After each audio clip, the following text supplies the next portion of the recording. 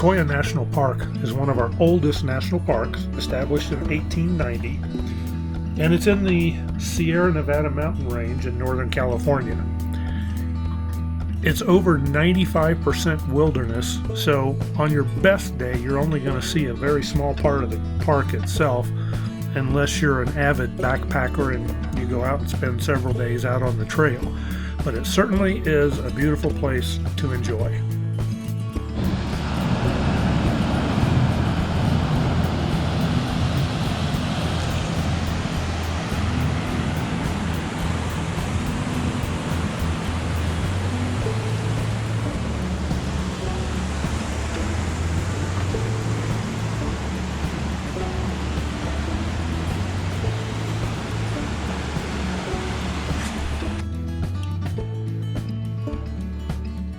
Well, we're here to see General Sherman, Sequoia National Forest, and it's actually thundering, and we have felt a couple of drops of rain. We were just talking to one of the rangers. He said it has not rained here for 6 weeks.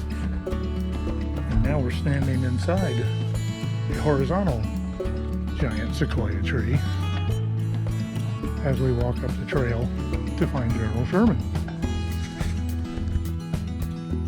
General Sherman is dead at the top, so it has stopped growing at 275 feet, but the base takes up more ground than any other tree in the world, making it the largest tree in the world.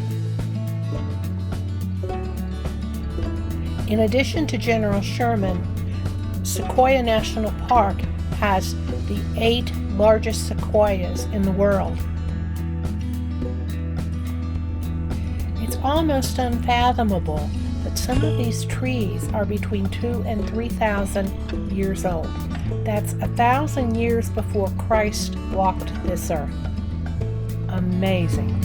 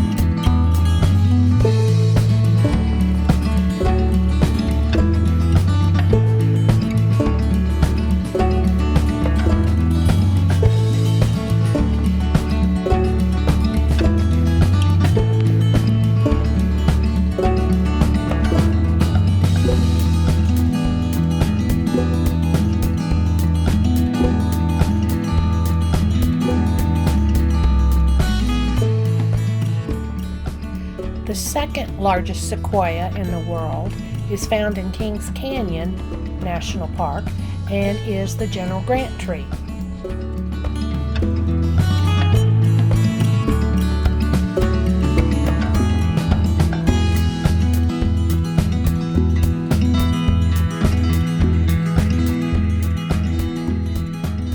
Today we're at Kings Canyon, and these are our first views of the canyon.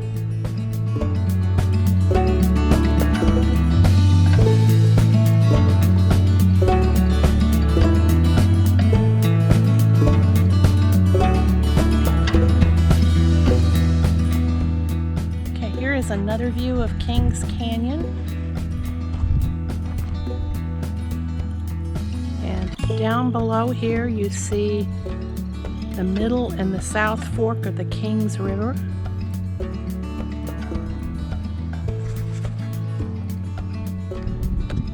We're at Yucca Point, and here again you can see the south fork of the river. And I can actually hear it. It's flowing that fast that I can hear it clear up here.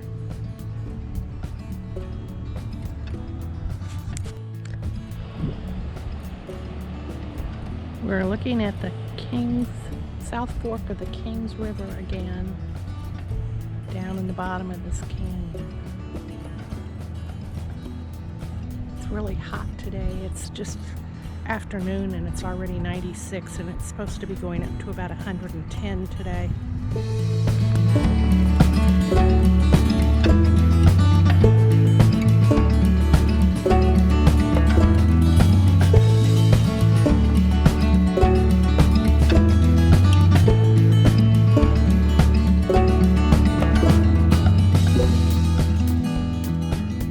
We want to take you on a little ride with us through the canyon as we make our way down towards the river. And we aren't going nearly as fast as it looks like we're going, trust me.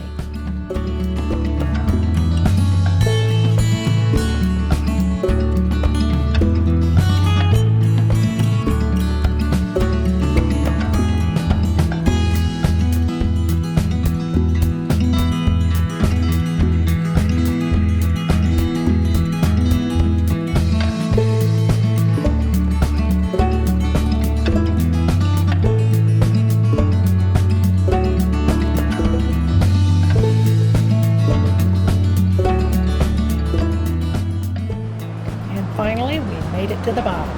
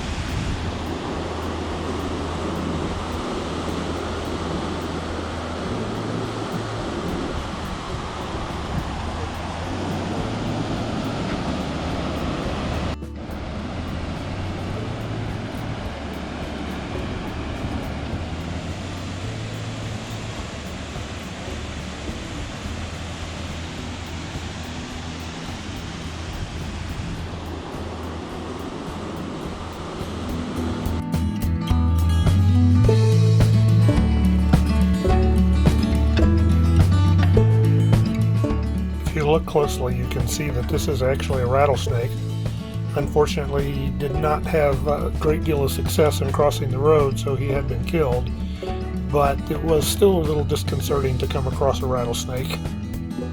We spent several days in Carson City, made a trip up to Reno, Nevada, and it was interesting how empty the sidewalks were. Of course, no conventions, very few visitors, and a whole lot of smoke. In fact, we drove out to Lake Tahoe, but could not see the lake hardly at all because of the smoke from the wildfires, and the haze over Carson City was pretty thick the whole time that we were there.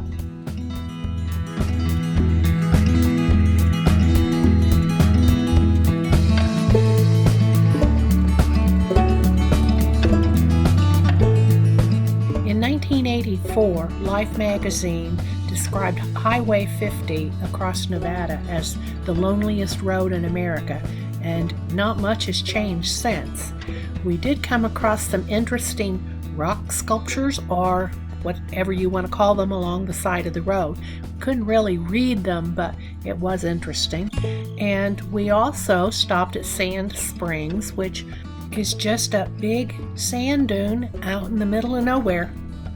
And then miles and miles and more miles of nothing.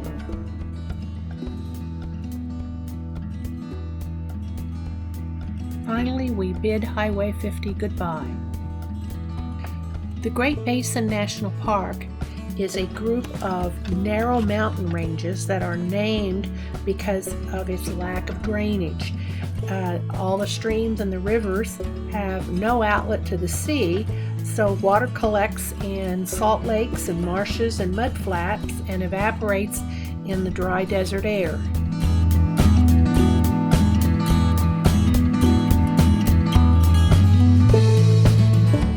We're at Mather Overlook, overlooking the basin.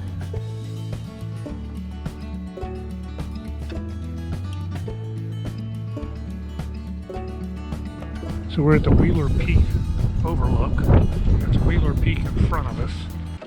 And if you look closely, up in the moraine there is Rock Glacier, which is nestled right up in the,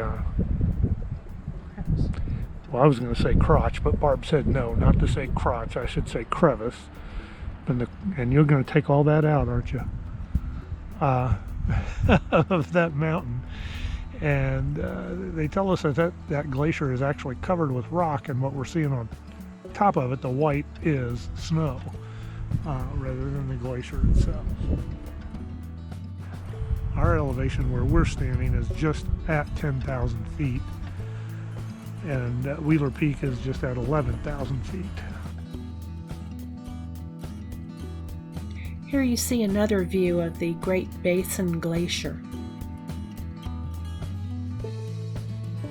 Alpine Lakes Trail on the way to Lake Teresa, we think. Obviously a very well developed trail at this point. We'll see if it stays that way. So this is the real Alpine Lakes Loop Trail heading out to Lake Teresa. What we were on before, what was that called? Something Island Trail. And it was just a short, handicapped, accessible loop. This one takes your breath away because there's not any air up here to breathe. No, there's not. But Mom's doing it. So we'll see how this goes.